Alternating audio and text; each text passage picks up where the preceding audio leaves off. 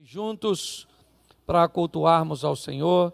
Eu desde já quero pedir desculpas aí a você que não conseguiu entrar, certo? Devido às nossas limitações aí de espaço, nós tivemos que reduzir quase 400 lugares, ok?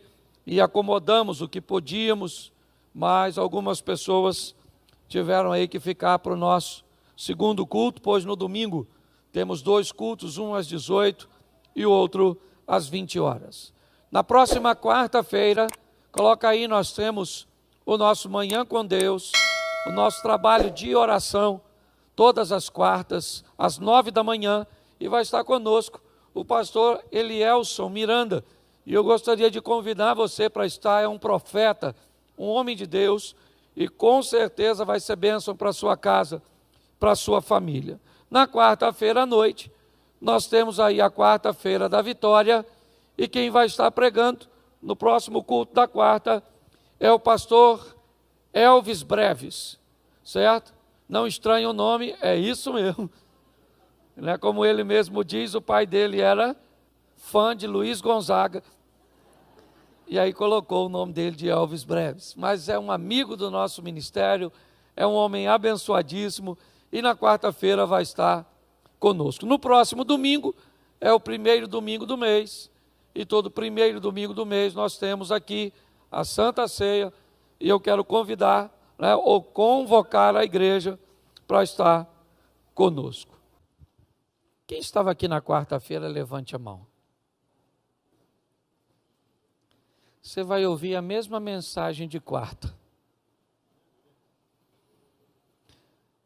Depois de quarta-feira, essa mensagem não saiu do meu coração.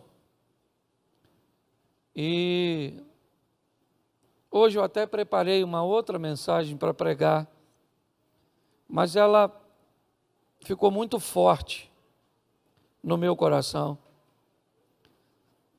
E eu quero só fazer uma reflexão com vocês, poucos minutos. Para nós lidarmos com Deus, é importante que venhamos a entender a dinâmica de sua ação, seus propósitos, a maneira que ele age. Uma das coisas que precisa ser vista com muita sabedoria é a particularidade, é a individualidade cuja qual Deus nos trata. A palavra indivíduo coloca sobre nós qualidades incomparáveis, inconfundíveis. Coisas em nós como impressão digital, com a nossa íris do globo ocular, coisas que apesar de tantos milhões de pessoas na face da terra, isso é algo somente nosso. E até mesmo nós que temos comportamentos e personalidades que se identificam, inevitavelmente, nós reagimos de forma diferente, dependendo do momento que nós estamos enfrentando. Quando nós vamos lidar com Deus, duas coisas têm que ser vistas. Primeiro, que Deus quer nos proteger do diabo e de sua semente. Às vezes nos proteger do diabo é mais fácil. Eu costumo dizer que se alguém tem um comportamento ou age de uma certa forma porque tem demônios, é fácil. Você expulsa o demônio, a vida da pessoa conserta. O problema é quando a pessoa tem uma vida toda bagunçada e não tem demônio. Aí você, como é que você faz para resolver? Expulsa ela dela mesma? Suas escolhas, a maneira que ela resolveu, viver, acaba sendo tóxica, danosa. Tem pessoas que passam grande parte de sua vida consertando erros do passado, ao invés de estar empreendendo futuro. Tempos que deveriam ser de felicidades, são de busca de conquistas do perdão de seu cônjuge, de seus pais. Períodos que deveriam ser de tranquilidade são extremamente cansativos para se quitar dívidas e situações que aconteceram lá atrás. Boa parte das pessoas anda extremamente cansada, porque Deus criou uma lei de semeadura, dizendo que tudo aquilo que o homem semear, isso também ele ceifará. Entendendo que a semeadura, ela é opcional, mas a colheita, ela é obrigatória. Eu escolho o que eu planto, mas não tenho o direito de escolher o que eu colho. É muito importante nós olharmos para a vida com um pouco mais de cautela, com um pouco mais de cuidado, porque senão vamos perder numa vida, vamos dizer aí, com média de 80 anos. Se você perder 8 anos resolvendo um problema, você já jogou fora 10% de sua vida. Se você levar em consideração que dos 80 anos que você viveu, aproximadamente, quase 27, 26 e alguma coisa, você passou dormindo, um terço, nós vamos ver que isso é bastante delicado. Quando nós vamos lidar com Deus, Ele vai trabalhar sobre duas óticas: a graça, que é o favor que nós não merecemos, combinado com o arrependimento, que é o encontro com aquilo que eu fiz de errado, o desejo de não mais fazê-lo e banir esse comportamento ou essa atividade da minha vida. Quando eu vou olhar para isso, eu vou descobrir que Cristo vai trabalhar com transformação. O que Ele vai fazer é transformar vidas, para que essas vidas transformadas inspirem outras vidas a se transformarem também. Você pode ser até ateu, você pode ser cético, mas uma coisa você há de concordar comigo: um homem pisou nesta terra, chamou 12 homens para andar consigo e virou essa terra de cabeça para baixo. 12 homens instruídos compraram uma ideia, vestiram a camisa do Evangelho, e isso se tornou tão poderoso que a história é contada antes dele e depois dele. Se a transformação é o que nós vamos ver, não se preocupe com o passado das pessoas. Nós aqui não podemos mudar passado. Aqui eu não posso consertar um divórcio que aconteceu. Aqui eu não posso consertar uma mágoa que alguém te fez. Nós não temos poder sobre o passado neste lugar. Nosso propósito é influenciar seu presente, para que você faça escolhas assertivas que vão mudar seu futuro. Trabalhamos com a fé, é verdade, e por mais pausada que seja o meu discurso nessa fase inicial, eu preciso que você entenda que aqui tem muita fé. Uma fé de tal maneira que consegue vencer coisas que os nossos relacionamentos e as nossas conexões não podem. O que nós procuramos é influenciar as pessoas para que elas vivam um estilo de vida onde retornem para o seu cotidiano e cheguem lá e causem preocupação. O que nós queremos é que você acabe infectando outras pessoas, só que ao invés com Covid-19, você seja alguém capaz de infectar as pessoas com o vírus da fé, com a transformação que Cristo pode causar. O grande desafio da vida é trazer o equilíbrio para a nossa casa, para a nossa família.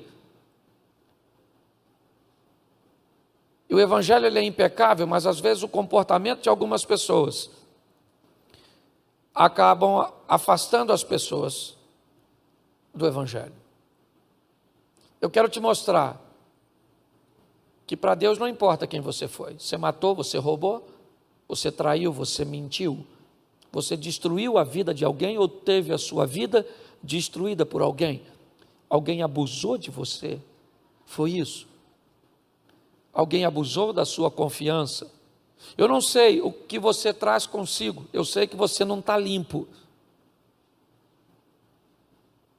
Quem está limpo aqui é a Gabriela e alguns próximo à idade dela, mas o restante nós, todos, temos alguma coisa em nós, sujeiras, problemas, mágoas, ressentimentos, questionamentos, e é isso. Nós queremos respostas. Quando nós vamos olhar para o texto que eu vou mostrar a você agora, provavelmente, ele é mais um dos textos complexos. Por quê? Porque não segue o padrão. Jesus chega simplesmente na Galileia, em Jerusalém, e ao invés de ir numa sinagoga, numa igreja, onde estavam os religiosos, homens treinados, escribas, aptos, certo? No conhecimento da palavra de Deus. E Jesus não vai ali para buscar a base de seu ministério. A ação dele é um pouco contraditória segundo os nossos parâmetros. E eu quero te mostrar uma coisa muito preciosa. Coloca João, capítulo 1. Eu vou ler bastante e vou falar pouquinho para você sair e o pessoal entrar. João 5. É isso? Isso. João 5:1, coloca para mim aí. Abra a sua Bíblia. Isso.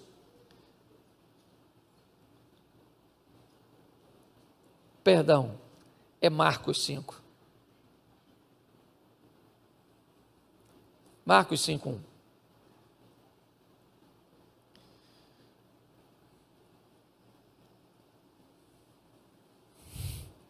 Acho que eu estou nervoso. Bota a partir do 35. 4:35. Marcos 4:35. E aí nós vamos entrar no 1, porque eu já estou entrando direto na história, sem mostrar para vocês o contexto. Marcos capítulo 4, verso 35. E naquele dia, sendo já tarde, disse-lhes: passemos para outra banda. E os discípulos, deixando a multidão, levaram consigo assim como estava no barco, mas havia também com ele outros barquinhos. Levantou-se um grande temporal de vento, de maneira que as ondas subiam sobre o barco, e ele já se enchia, e ele estava deitado sobre uma almofada, despertaram, dizendo: mestre, mestre, não se te dá que pereçamos? E ele, despertando, disse ao vento: cala-te, disse o mar: aquieta-te. E o vento se aquietou, e houve grande bonança. E disse: por que sois tão tímidos? Ainda não tendes fé? E sentiram um grande temor, e diziam uns aos outros: mas quem é este que até o vento e o mar lhe obedece? Versículo 1 do capítulo 5. Agora sim, e chegaram na outra banda, na província dos Gadarenos. Feche os seus olhos agora e não feche a sua Bíblia. Senhor nosso Deus e Pai, em nome de Jesus, eis aqui a Tua palavra, continua falando conosco, usa-me como um canal de bênção nessa hora, em nome de Jesus, amém, glória a Deus, amém? Preste atenção, Jesus está saindo para o lado leste do mar da Galileia, um território pagão, Decápolis, as 10 cidades pagãs, lá não tinha comida para os judeus, o porco que o judeu não criava e não comia, é elementos além, certo? De estar na gastronomia daquela região, ainda é usado para sacrifício a deuses pagãos.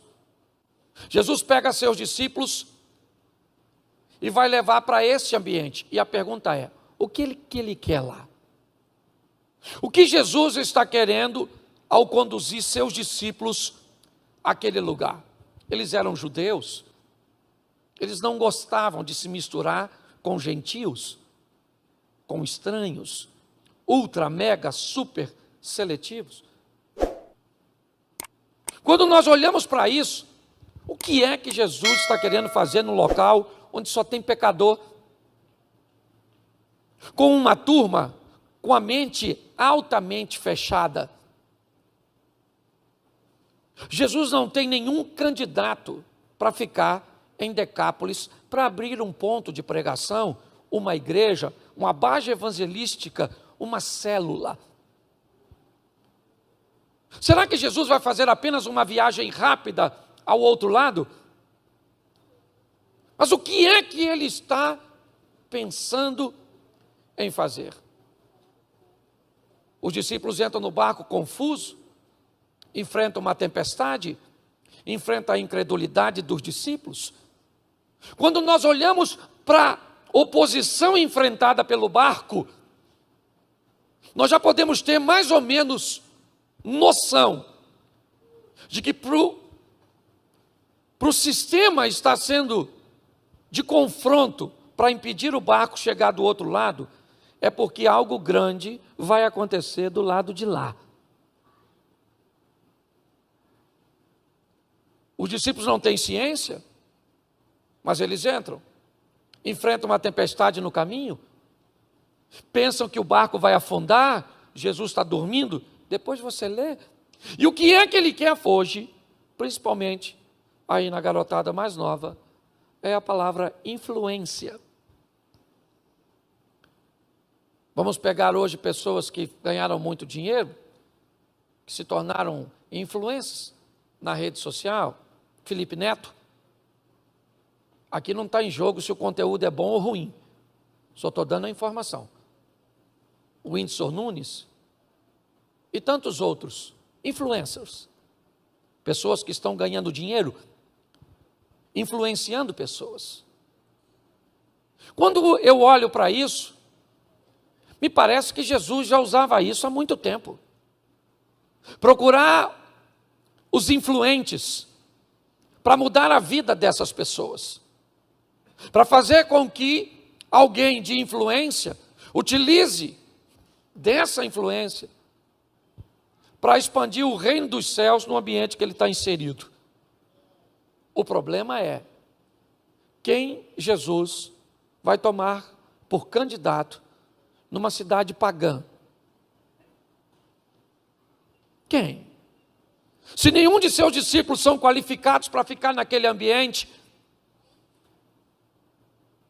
o que Jesus vai fazer para arrumar alguém para liderar uma equipe naquele território? Nenhum dos seus 12 quer ficar lá. Talvez se fosse eu ou você, procuraríamos alguém mais religioso, alguém que já tivesse um perfil adequado para desempenhar a função. Pois é. Pastor, o que você está querendo dizer? Eu estou querendo dizer uma coisa muito simples para já adiantar. Você tem uma rede de influência que Deus está querendo alcançar. E para Ele alcançar uma rede de influência que é sua, Ele está querendo usar você. E para Ele usar você, Ele precisa transformar a sua vida. É assim que funciona. Um evangelho que para em você, ele é pobre. Um evangelho que continua após a sua conversão, ele é vivo. E é assim que funciona. Deus está de olho nos seus familiares, nos seus amigos, nos seus funcionários, no seu network, na sua rede de relacionamento. Ele quer alcançar. Usando quem? Você. Porque você é capaz de alcançar pessoas que eu não sou. Por que é que você acha que tem uma igreja que bota véu na cabeça e a gente não bota? Por que é que você acha que tem igreja que fala língua estranha e tem outra igreja que acha estranho falar língua estranha? Por que você acha que tem igreja que só canta o hino e outra igreja não canta o hino? Uns cortam o cabelo, outro não corta o cabelo. Uns usa calça comprida, outros não usa calça comprida. Porque quem usa calça comprida tem que ir para o céu, sim ou não? Sim ou não? E quem usa saia? E quem corta o cabelo? E quem não corta o cabelo? E quem acha estranho falar língua estranha? E quem fala língua estranha? Então tem que ter gente para alcançar todo mundo. Então pare, ninguém pergunta por que na rua tem tanto boteco. Por que tem um boteco ali e o outro ali? Ninguém pergunta, agora todo mundo quer saber porque tem um montão de igreja. Porque tem gente de tudo quanto é gente. Louvado seja Deus, que é para ninguém ir para o inferno. Mas tem uns teimosos que vão. Você está rindo, mas é sério. Então preste atenção nisso aqui. Os discípulos acabaram de chegar, eles estão assustados, quase morreram afogados, não estão entendendo o que estão fazendo ali. Quando ele acaba de chegar com o barco, sai um camarada correndo na direção deles, o cara está todo machucado, gritando e pelado. Pensa, na visão do inferno, aquele cara correndo, peladão. E o discípulo deve ter pensado, gente, nem me refiz do susto que levei, e lá vem outro. A última coisa que eles pensariam é que Jesus está ali por causa daquele cara. Por quê? Porque ninguém estaria. Esse é o problema. O modelo que nos ensinaram muitas vezes, quando nós nos deparamos com alguém que não segue o protocolo, que não está dentro do sistema, da caixinha, se o cara está bêbado, se ele está vestido de mulher, se ele está armado, se ele é violento, se ele é um drogado, se ele é um tatuado, se está cheio de piercing, se não tomou banho, se não cumpre o protocolo, provavelmente Jesus não tem nada a ver com ele. Nós vamos precisar romper com alguns paradigmas, porque tem muita gente que faz parte do nosso circuito, do nosso caminho, da nossa jornada, e que está precisando de nós para conhecer Jesus. Posso ouvir um amém? Amém. Não dê ninguém por perdido, porque para Jesus não tem. Ele pode salvar qualquer pessoa. Só cuidado com a sua medida, porque talvez o impossível não está no que ele pode fazer na vida do outro, mas o impossível está sendo visto por falta da intimidade que você tem com ele. É só isso. Aquele camarada vem na direção, nu, ferido, louco, e Jesus quer ele. Por quê? Porque naquela época não tinha rede social. Lembra do influencer? Você sabe quem era um dos maiores influencers daquela época? O pelado. Porque todo mundo sabia. Conhece o maluco? Aquele que anda pelado aí atacando os outros? Conheço. Todo mundo sabia quem o camarada era. Sim ou não? Ele era pop. Se a popularidade dele é negativa, isso não é problema nosso. Porque o negativo na mão de Deus toma uma dimensão que você nem possa imaginar. Quando nós olhamos para esse ambiente, lá vem o cara pelado. E todo mundo achando, nossa, confusão, que azar que Jesus deu, acabou de chegar. Lá vem. Quando o camarada vem, ele já olha para Jesus e diz, o que tenho eu contigo, filho do Altíssimo, para você vir me perturbar? Jesus falou, como é que é seu nome? Ele falou, meu nome é Legião, porque nós somos um montão. Jesus falou, não quero saber a quantidade, sai dele agora. Sai dele, deixe ele vazio, saia. Porque preste atenção, Jesus só precisa de uma coisa para mudar a sua vida, que você se esvazie. Só uma coisa. Se você se esvaziar de você mesmo, de suas mazelas, de suas preocupações, de seus traumas, romper com seus paradigmas e abrir seu coração, você vai ver que não interessa seu passado. É a história do azeite se multiplicando e enchendo os vasos. O profeta disse para a mulher, pega vasos emprestados dos seus vizinhos, porque a multiplicação de azeite vai vir a partir deste vaso. Mas o que tinha no vaso anteriormente, não interessa. Se o vaso tinha cachaça, se o vaso tinha cocaína, se o vaso tinha uma vida totalmente oposta, não interessa o cheiro que o vaso veio, porque a hora que Jesus encher o vaso, o passado dele cai por terra e ele está exposto ao novo estilo de vida. Então, cuidado com isso. Quando nós olhamos para este homem, ele veio nu, ninguém entende nada. Jesus expulsa os demônios dele. É verdade. E agora este homem está sentado no meio, vestido, em sã consciência, conversando com os seus discípulos. Ou com os discípulos de Jesus.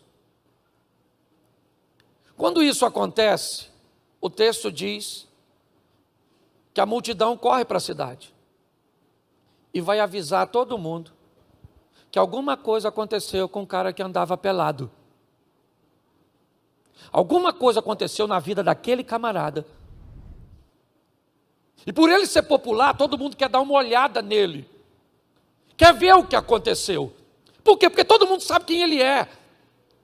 É claro para todo mundo que ele não vale nada. Ou pelo menos não valia. Você quer trocar o rótulo e colocar isso na atualidade? É fácil. Ele não tinha nem nome. Ele é o gadareno, o nu, o louco, o maluco. O perigo para a sociedade. É isso que ele é. Você quer trocar o nome? É fácil. É só tirar o de alguma pessoa que só fica fofoqueira. É só tirar o de alguma pessoa que só fica caloteiro, só fica mentiroso, só fica grosso, traidor, adúltero, vadia. É isso. Dependendo do que tira, o que sobra é um gay, um homossexual. É isso. O que as pessoas fazem é simplesmente rotularem outras numa linha ultra, mega, super pejorativa.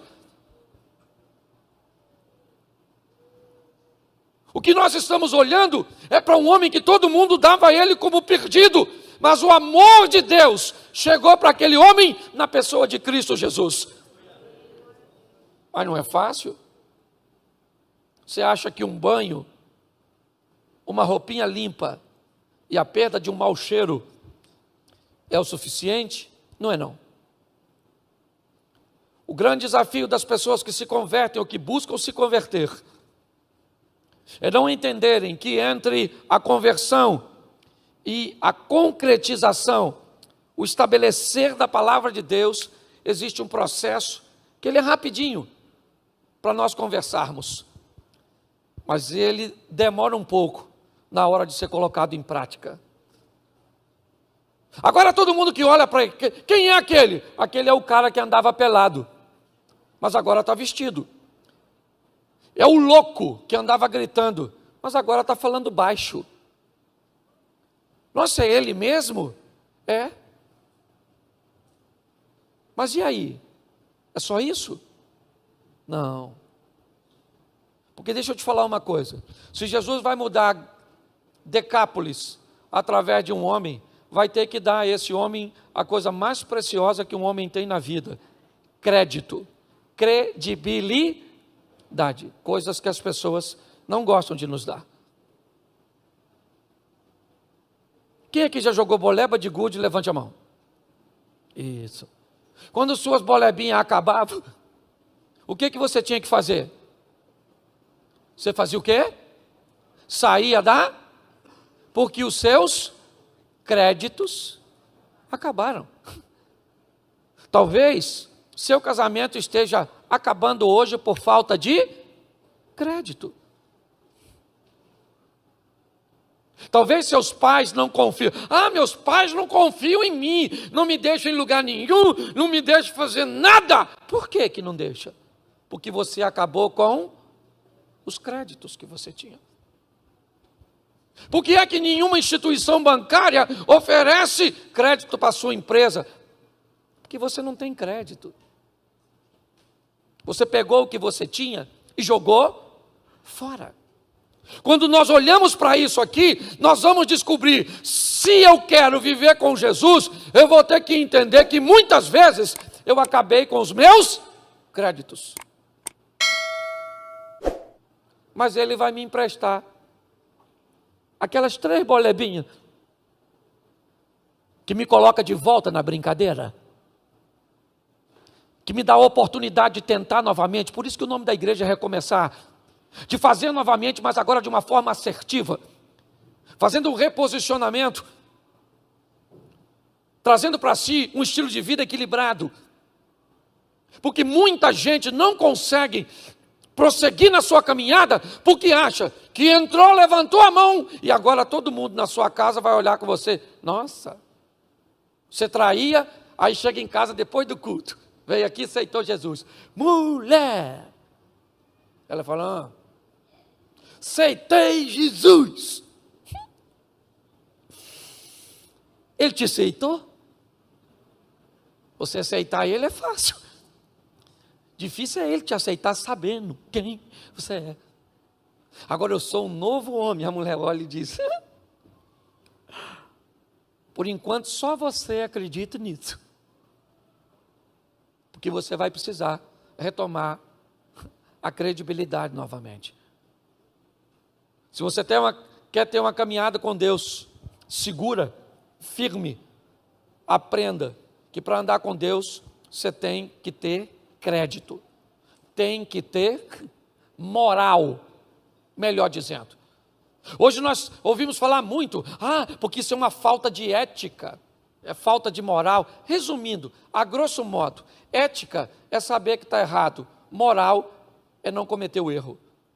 Hoje está assim de gente que tem muita ética, mas não tem moral nenhuma. O desafio é esse. O indivíduo que tem ética, ele sabe que trair está errado. Mas o indivíduo que tem moral, ele não trai. Quando nós olhamos aqui, o que vemos é que vamos precisar reconstruir. Nós vamos pregar o evangelho para as pessoas, porque a tônica é essa. É expandir o reino, é expor Jesus, é pregar a salvação, é mostrar a beleza do evangelho. Mas quando nós vamos mostrar, o que as pessoas falam normalmente? Tem um cara perto da minha casa, tem alguém na minha família. Sempre alguém traz à tona o descrédito. Sabe?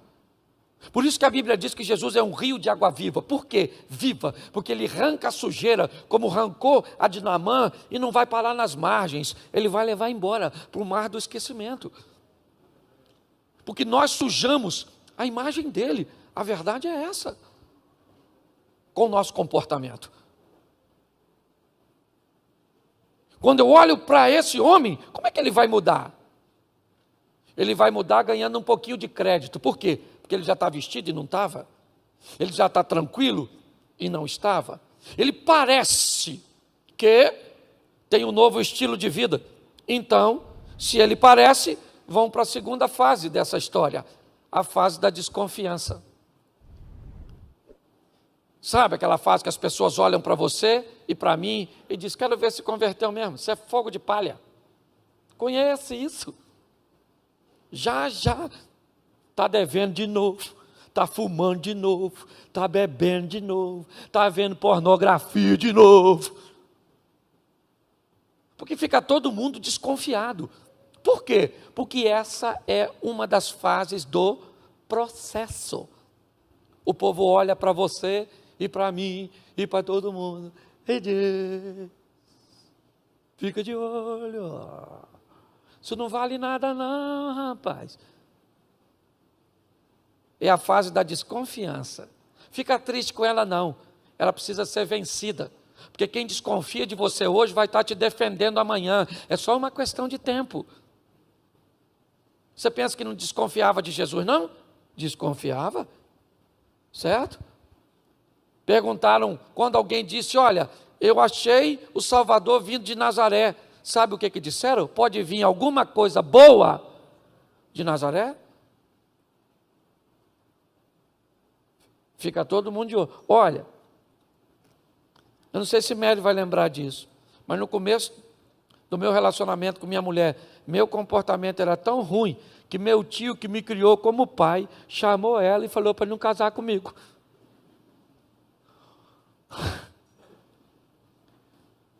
Pensa. O que era isso? Ele estava errado, sim ou não? Sim ou não? Não. É claro que não. porque eu não tinha crédito. Aí eu me converti, ficou todo mundo na desconfiança. Eu parava no lugar, tinha gente que me chamava para beber. Toma um negócio aí, Cláudio.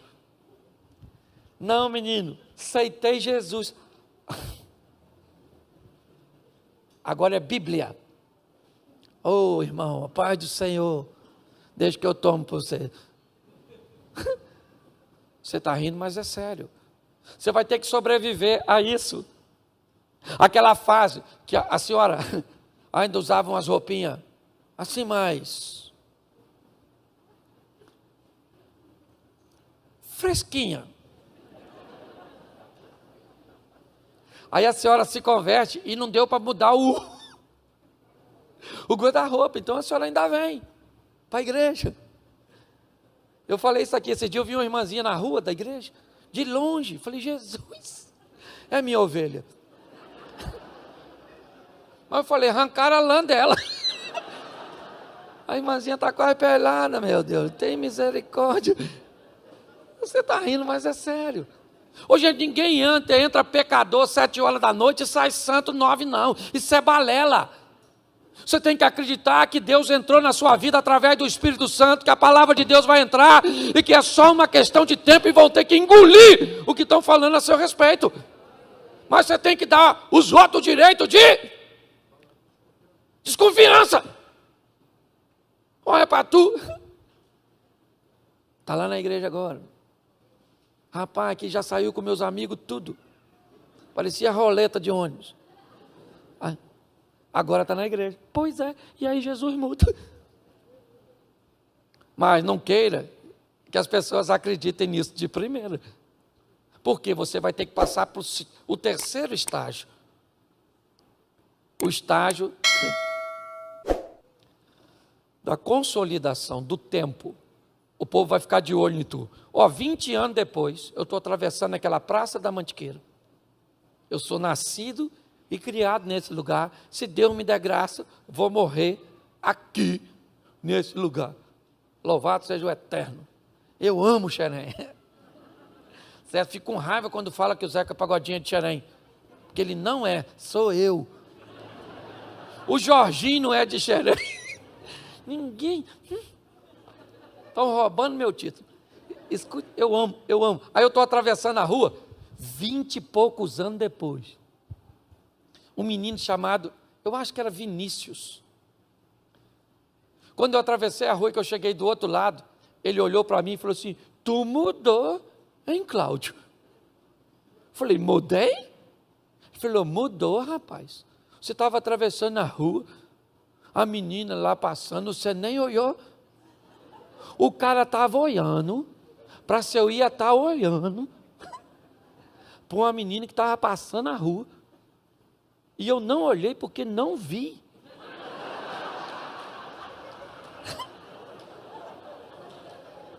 Eu estou falando sério. Eu estou falando que eu ia cobiçar a menina, estou falando que eu não vi. E ainda bem que eu não vi, porque ele estava me vigiando. 20, porque leva tempo. Você está rindo de mim como se você não tivesse. Mas tudo bem, porque todo mundo tem pecado. Você lembra quando Jesus está defendendo a mulher adúltera? Que todo mundo queria tacar uma pedra nela e que Jesus entra com providência e todo mundo vai embora e ela fica. Sabe o que ela fala para Jesus? Jesus pergunta, ninguém te condenou, minha filha? Ela falou, ninguém, Jesus, ninguém. Porque todo mundo tem pecado. Eu imagino Jesus fazendo assim.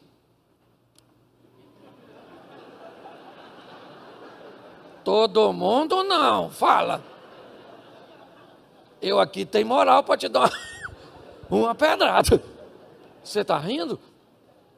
Nós vamos ter que sobreviver a isso, está todo mundo. A Bíblia diz que nós estamos cercados por uma grande nuvem de testemunho. Está todo mundo de olho em tu, na sua rede social, no que você falar. Um tempo atrás, eu fui comprar um pão de bermuda.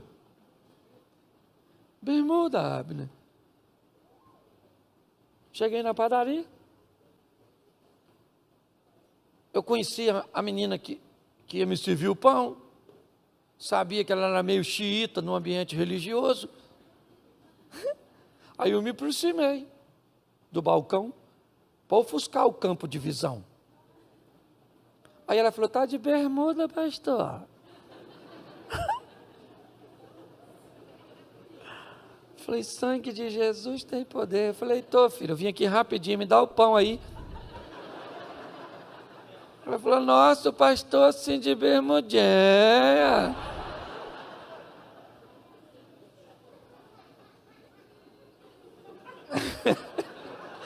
Esse pessoal que ri depois dos outros é o maior barato, né? Escute só.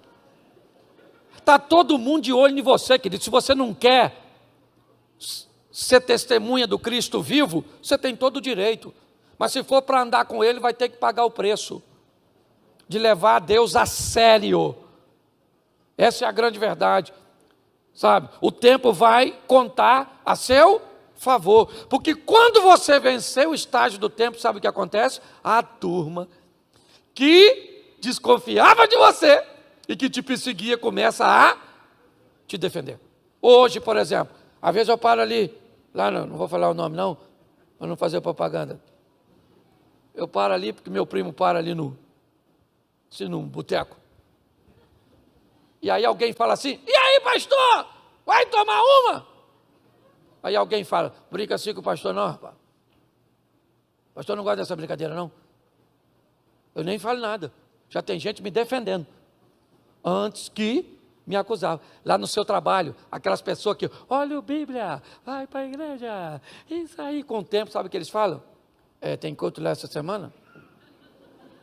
Leva meu nome aí da minha mulher, leva. É ou não é assim? É assim. Depois de um tempo, quando descobre que você realmente vestiu a camisa, fala assim: menino, leva meu nome aí, menino. O nome dos meus filhos. Já estou querendo entregá-los ao Estado Islâmico, esses meninos. Pare e pense.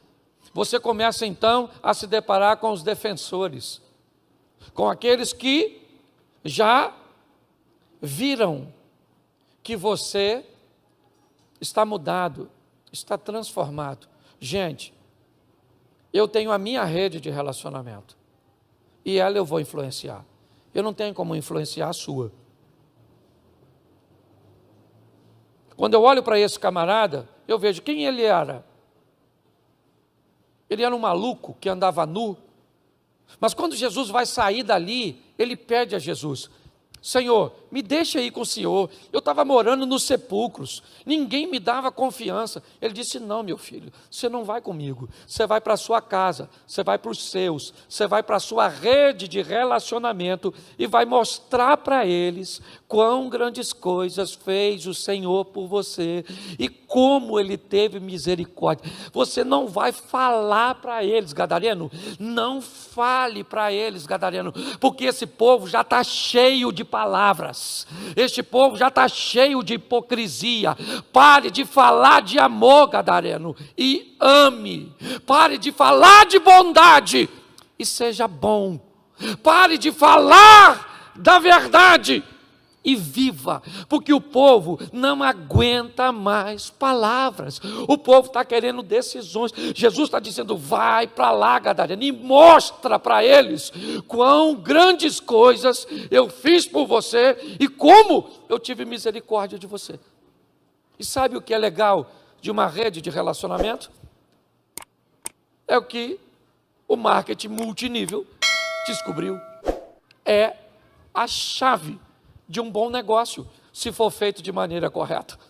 O que as pessoas fazem hoje no marketing multinível para enganar pessoas, para ludibriar pessoas,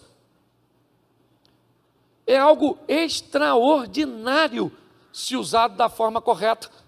Porque preste atenção, gadareno, ele vai para a sua rede de relacionamento e expande o evangelho.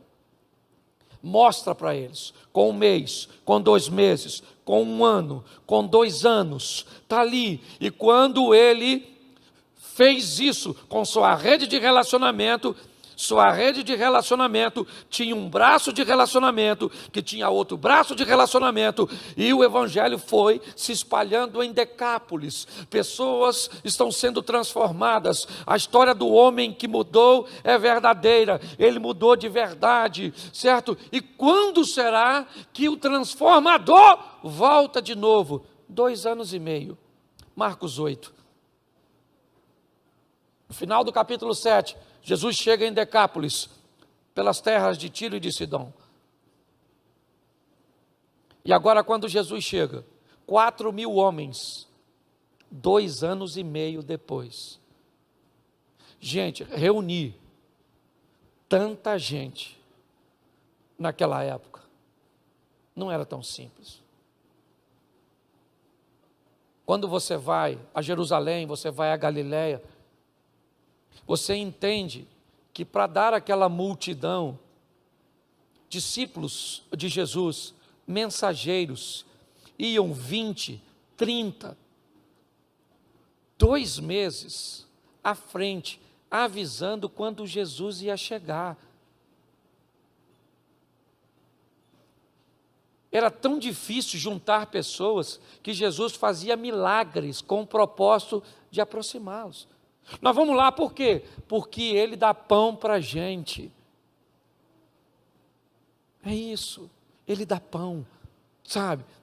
Olha só, você acha, pastor, comida? Pois é, estranho, né? Quando Jesus encontra com Pedro, que tinha ido pescar e volta com o barco vazio, sabe o que Jesus pergunta? Vocês têm o que comer? Jesus não chamou isso para orar. Não, vamos ler a Bíblia, não. Vocês têm alguma coisa para comer? É isso? Jesus estava preocupado, muito mais do que também com a parte espiritual. Quando eu olho para esse texto, o que eu vejo? Jesus chega agora lá, eu imagino a boca, né? Ou a expressão, melhor dizendo, dos discípulos. Vamos de novo em Decápolis? Vamos. E da última vez, deixamos um camarada lá, o ex-endemoniado. 2 anos e meio, e agora, como é que nós vamos chegar? Nós, tem tanta gente aqui, segundo a multiplicação dos pães. Olha bem. E agora? Nossa, mas como é que esse povo está todo aqui para ouvir Jesus? Como é que ele está todo aqui? Ele está todo aqui porque um indivíduo mudou de vida de verdade, e uma pessoa, quando muda de vida de verdade, desencadeia isso. Nós somos uma igreja que tem por nome Recomeçar. Como eu disse, nós não podemos mudar passado, só influenciar futuro. Nosso propósito é que você gaste mais tempo de sua pouca e única vida empreendendo o futuro e vivendo o extraordinário do que corrigindo posturas anteriores. O que nós queremos é que você seja feliz, porque é isso que Deus quer. Com riquezas também, se isso for para você, se você esteja habilitado a vencer os obstáculos. Pastor, mas Jesus falou sobre pobreza. Onde? Quer saber porque nasceu numa manjedoura? Fácil. Quer saber porque nasceu num lar pobre? Fácil. Só para ser acessível. Porque se nasce num palácio, os pobres não poderiam visitá-lo. Quer saber por que nasceu daquele jeito? Porque pastores vão visitar Jesus na manjedoura e astrólogos, magos, como queiram, vão visitá-los. Quer saber por quê? Porque pastor não leva nada para Jesus quando vai visitá-lo, porque não tem recursos. Quem leva ouro, incenso e mirra são os magos, porque tem dinheiro. Jesus nasce naquele ambiente para dizer: eu sou acessível e nasci para ricos e para pobres. Ele nasce em Belém, que é terra de agricultor. E o anjo aparece no deserto, que é terra de pastor. O anjo diz para o pastor que está no deserto: vai até Belém visitar o Salvador. Sabe o que é? É pastor visitando agricultor. Terra de pastor, deserto, Belém, terra de agricultor. Lembra quem era pastor? Abel. Lembra quem era agricultor? Caim. Jesus está nascendo para unir aquilo que o pecado separou lá atrás.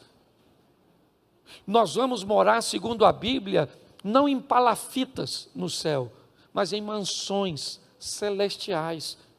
Então, cuidado com o que você fala. Amplie sua visão.